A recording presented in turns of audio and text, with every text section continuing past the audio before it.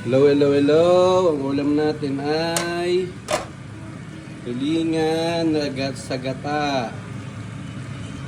Atang tulingan. Ayan. Tumitalong tayo. Nilagyan natin na sili. Ayan. Vlogger yarn.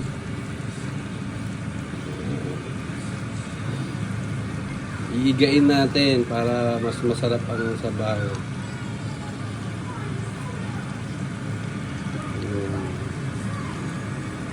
Bali, yung boneless na natin yung tulingan. Binoneless ko na kanina.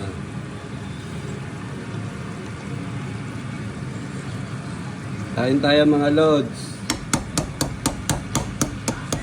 Paigain pa natin siya para lalong sumarap. Yan, pinirito ko na din yan. Thank you for watching. Don't forget to follow and share the video. Vlogger!